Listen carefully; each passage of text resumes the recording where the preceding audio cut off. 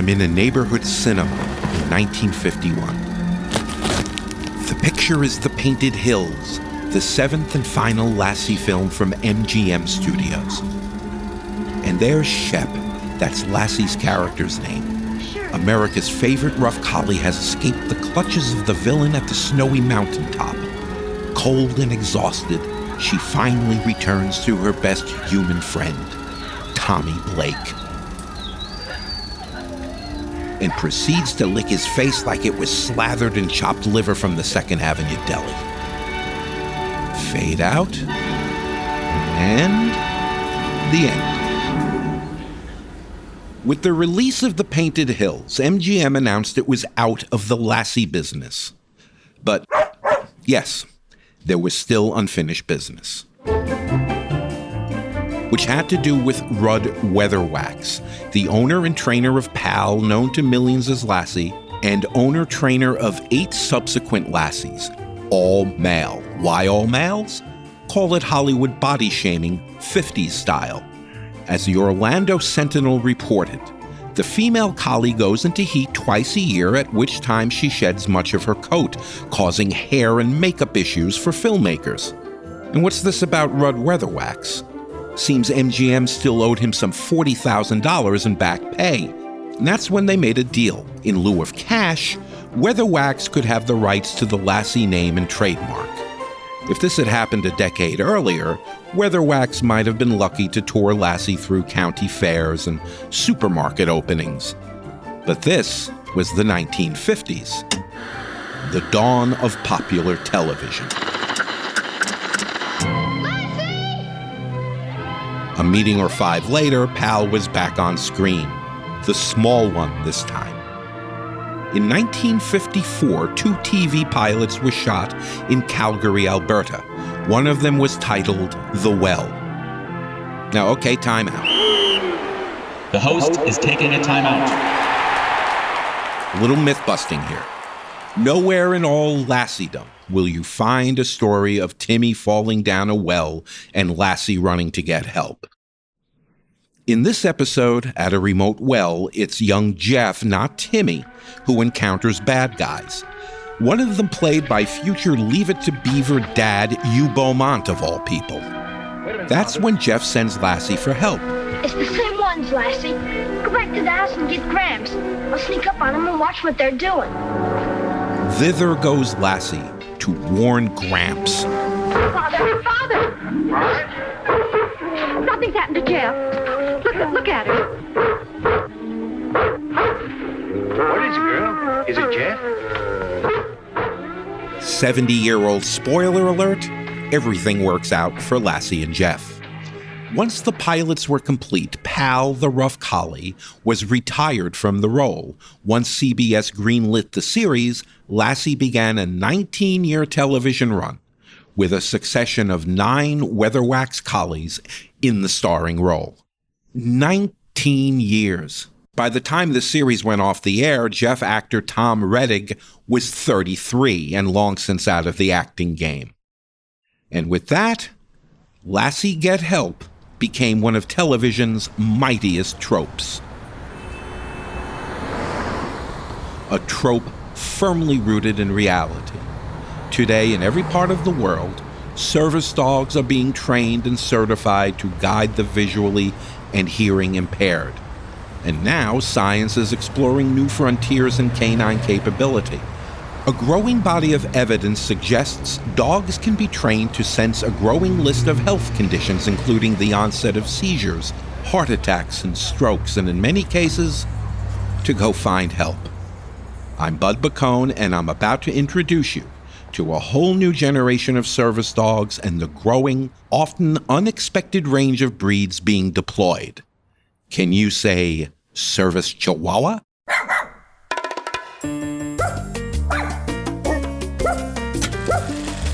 There have been dogs as long as there have been people.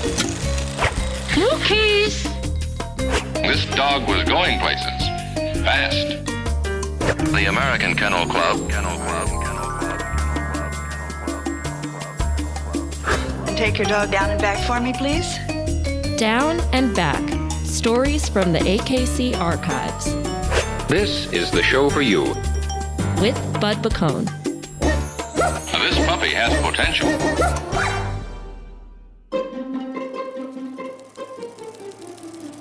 Meet Buddy, the world's first guide dog. Introducing the world's first guide dog, Lux of LaSalle. History's first guide dog, Rolf, trained by Lambert A. Crimer of Burbank in 1916.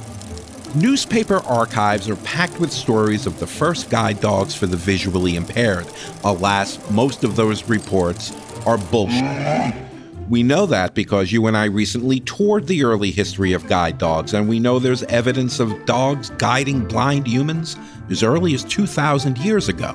We know that guide dogs are depicted in medieval art, and that schools for training guide dogs were opened in Austria and France at least 2 centuries ago, and we learned that the sheer number of people blinded, many from mustard gas in World War I, heightened demand for guide dogs to help otherwise healthy veterans back into the workforce. That's when training schools for guide dogs sprung up in Europe, inspiring a Saturday Evening Post article in November 1929, which captured the popular imagination here and led to America's Morris Frank, blind since his youth, to import a German Shepherd dog named Buddy as his guide dog. As if we hadn't learned a ton by then, we also discovered that in the early 1930s, U.S. Senator Thomas D. Schall, long since blinded in a freak cigar lighting accident, you had to be there, championed a bill requiring that guide dogs for the blind be permitted in public places such as restaurants and hotels. From then, guide dogs have helped transform the American landscape and so many American lives. Yet for much of the 20th century, something was missing.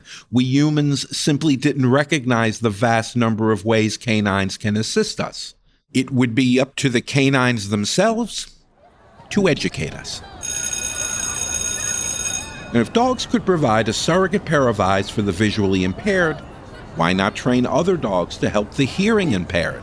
A dog could alert a hearing impaired mother to a crying baby, a stove timer, or a knock at the door.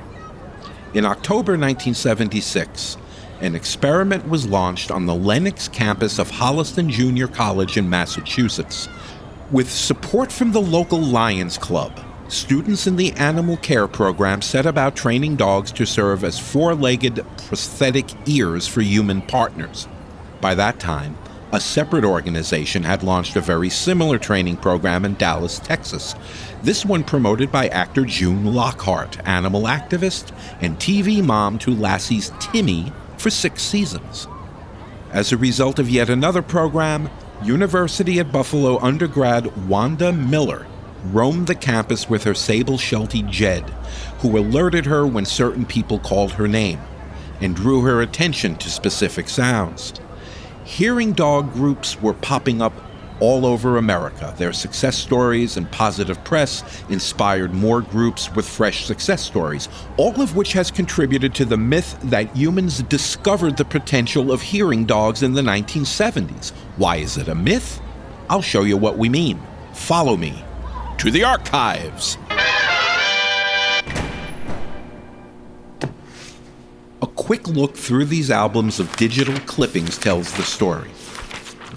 Here, in the Fort Worth Star-Telegram, a story about Leonard Morton, who learned to depend on the ears of his Doberman pinscher Lana, who would nudge him when the doorbell rings. The date?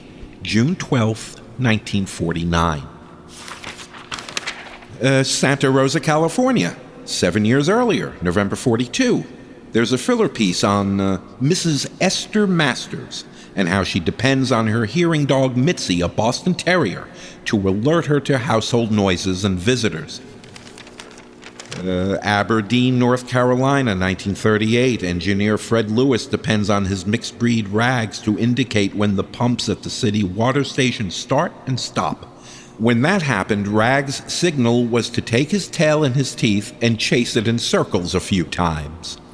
Many hearing dog organizations date back to the 70s, but hearing dogs themselves have been a thing for generations. Digital dust. Because their duties are quite different from guide dogs to the blind and visually impaired, hearing dogs can be recruited from a range of breeds, large, small, and often unlikely. A Chihuahua, for instance, from the toy group isn't well suited to guide a blind human through a train station. But then, meet Apple Pie, a Chihuahua rescue who became the surrogate ears of Oregon's Judy Springborn. When an alarm clock rings, a parcel is delivered, or a oven timer sounds, or maybe all three, Apple Pie will find Springborn and rest two paws on her, waiting for acknowledgement. Once received, she'll lead Springborn to the source of the sound. But even the rapid growth of hearing dogs couldn't overcome the obstacles of acceptance and accessibility. That couldn't happen until Congress got its act together. You're listening to Down and Back, stories from the AKC archives.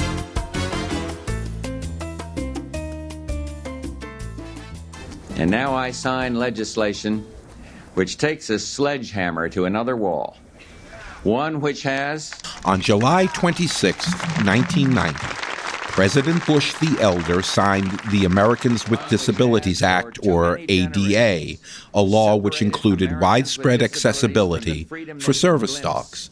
We will not accept, we will not excuse, we will not tolerate discrimination in America.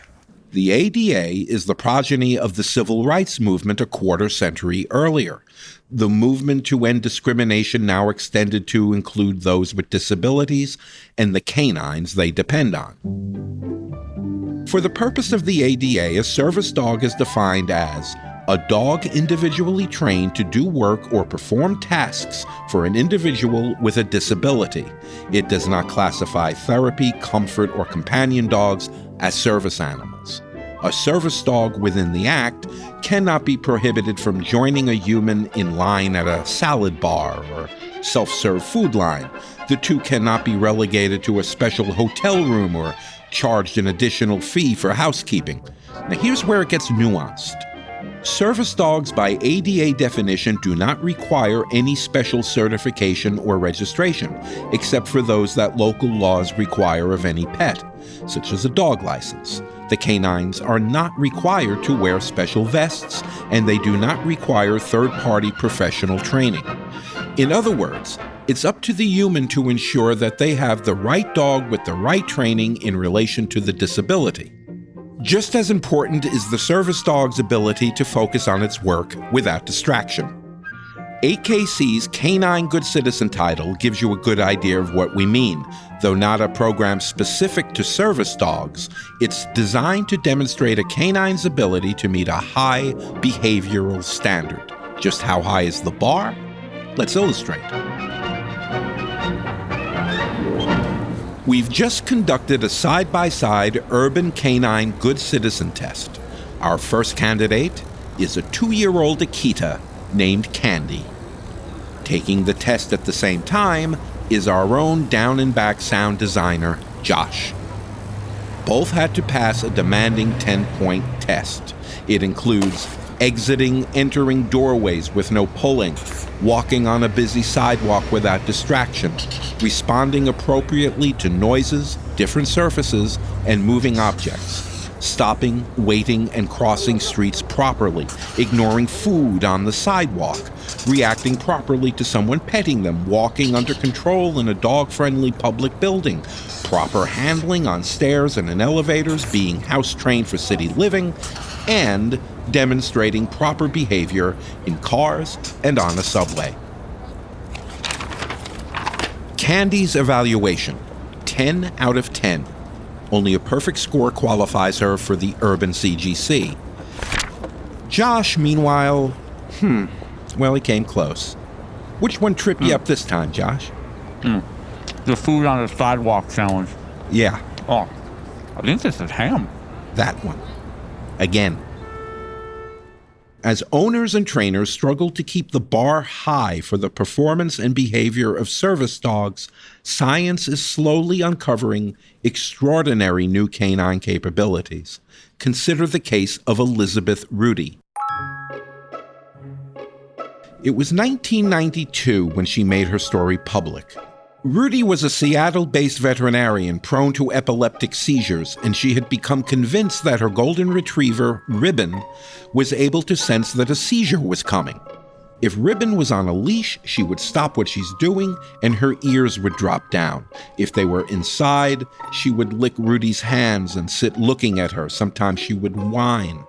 Within a few minutes, Elizabeth Rudy would experience the sensation of smelling burning flesh, the signal that a seizure was coming.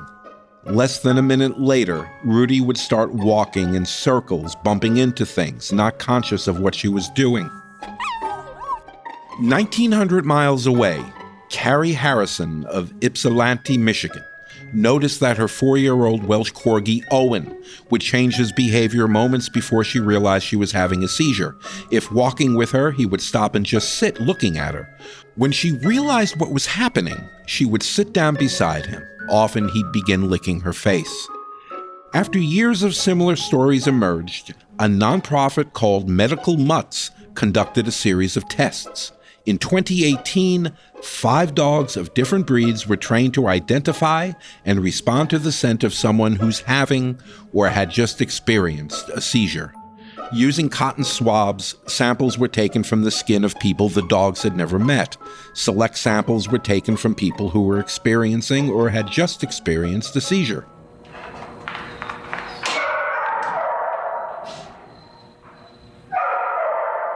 In a test room, samples were placed in 7 identical cans, one being the seizure scent.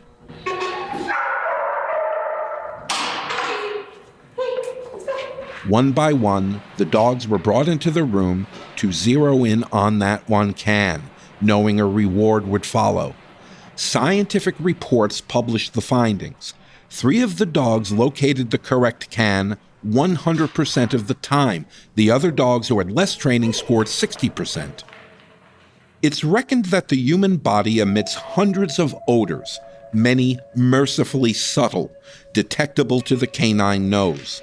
What these so-called medical alert canines do is learn to home in on just one of them, in the same way you and I might identify someone we know in a crowded restaurant. The dog is then trained to react in a certain way. It's some of the strongest anecdotal evidence to date that dogs can literally sniff out a seizure. The pesky word there is anecdotal. A scientific finding of "we really, really think so" won't get any tails wagging on a Nobel committee. To gain a thumbs up from the broader medical community, researchers need to identify the biochemistry behind what dogs can do. As that work continues, organizations such as Handy Chien in France are putting l'école avant le cheval.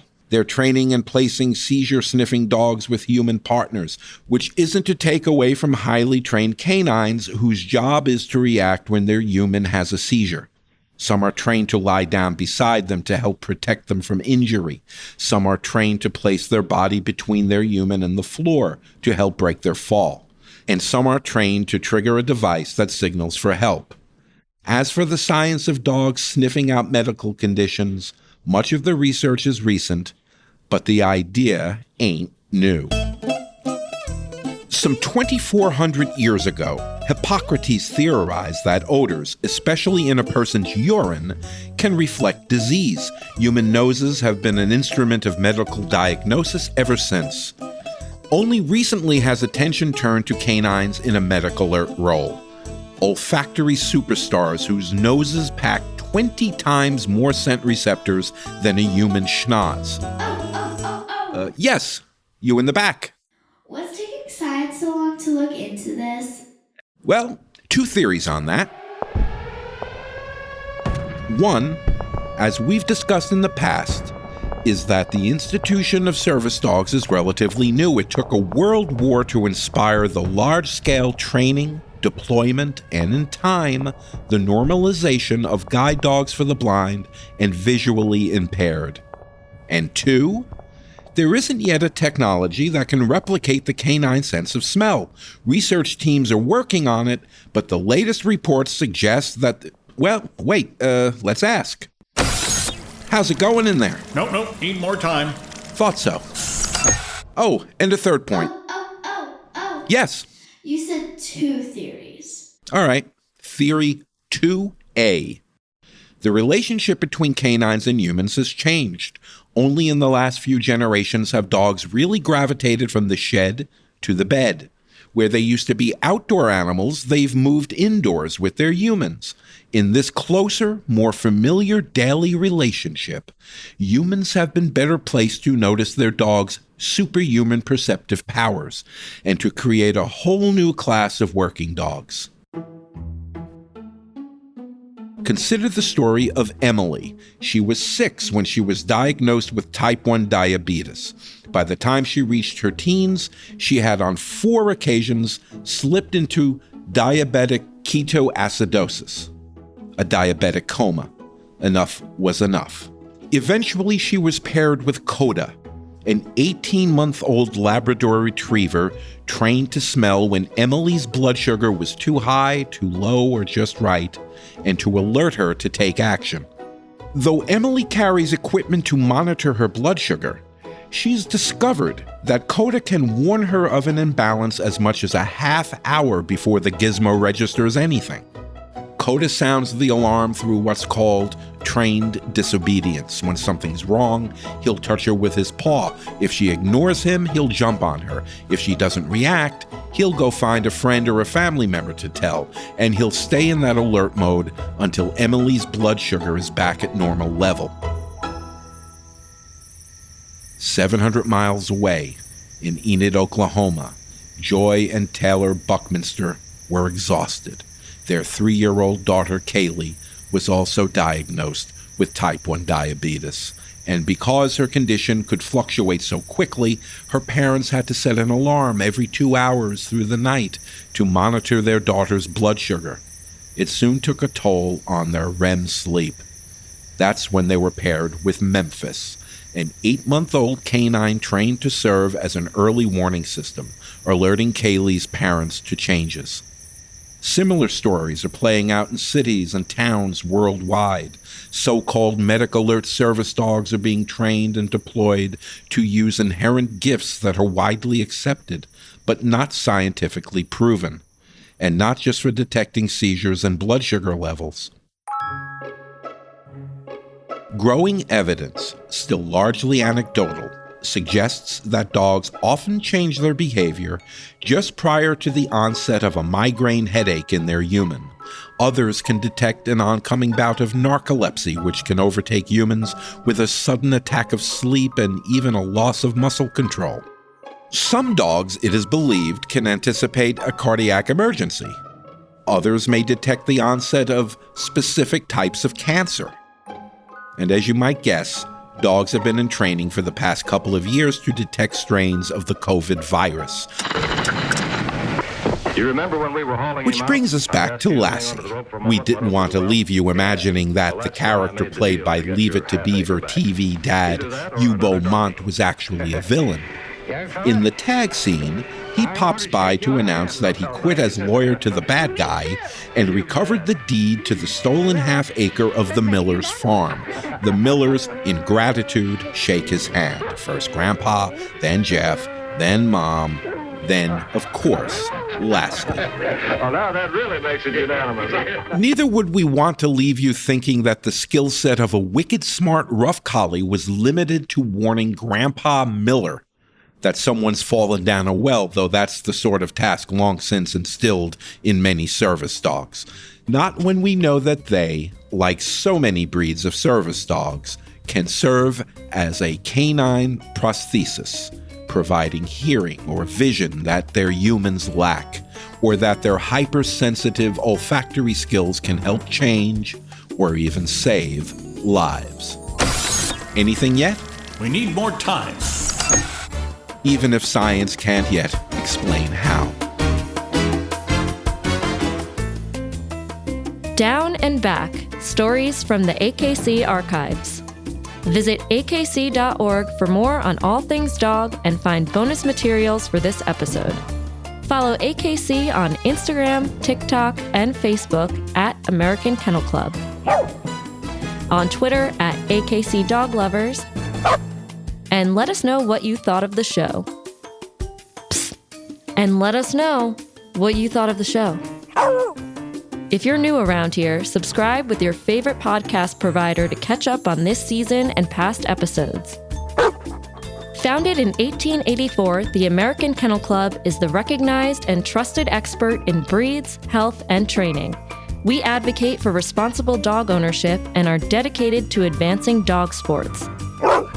Research for Down and Back is provided by the AKC Library and Archives, the only national repository dedicated to the sport and enjoyment of the purebred dog. Learn more about the collections at akc.org/library. There's always a wise guy.